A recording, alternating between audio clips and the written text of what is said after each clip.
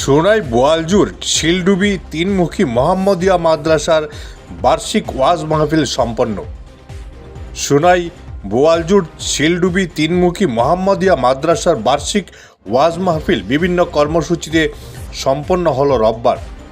সকাল 10টা থেকে রাত 12টা পর্যন্ত চলে অনুষ্ঠানের প্রধান অতিথি ছিলেন মাওলানা আহমেদ সাঈদ গোবিন্দপুরী।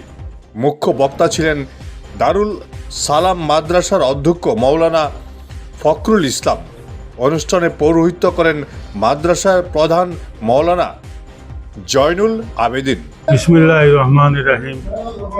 আজকে আমাদের বোয়ালজুর শিলডুবি তিনমুখী মোহাম্মদিয়া মাদ্রাসায় 69তম বাৎসরিক ওয়াজ মাহফিল অনুষ্ঠান চলিতেছে।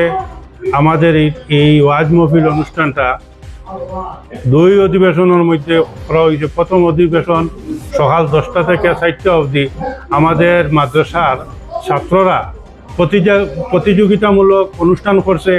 এটার মধ্যে যারা ফার্স্ট হয়েছে প্রাইজ বিতরণ করা হয়েছে। এর মধ্যে রয়েছে স্বাস্থ্য, বিজ্ঞান, ইংলিশ, সমাজবিজ্ঞান, কোরআন, হাদিস, ওয়াজ, বিভিন্ন রকমের প্রতিযোগিতা হয়েছে। এটাতে আমরা তারারে প্রাইজও দিছি। বিকাল 4টা থেকে আরম্ভ হয়েছে ওয়াজ মাহফিল অনুষ্ঠান। আজকে আমাদের মাদ্রাসার প্রধান অতিথি আলহাজ হজরত মৌলানা আহমদ সঈদ সাহেব গোবিন্দপুরী আইসেন। তাই বর্তমানে তকরির খতরা এবং তান তকরির পরে আরও একজন থাকবা।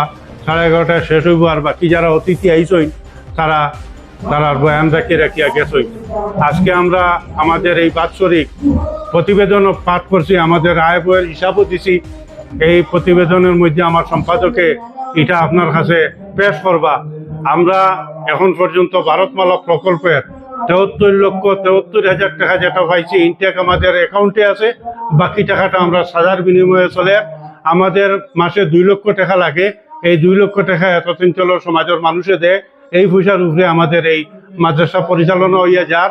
আগামী দিনেও এইভাবে সক্রিয়ভাবে সাহায্য সহযোগিতা করিয়া মাদ্রাসার চালিয়ে যাওয়ার লাগিয়া আহ্বান রাখিয়া সবার কাছে দোয়া চাইয়া আমার বক্তব্য এখানে শেষ করলাম। আসসালাম। Bureau report Barak vision.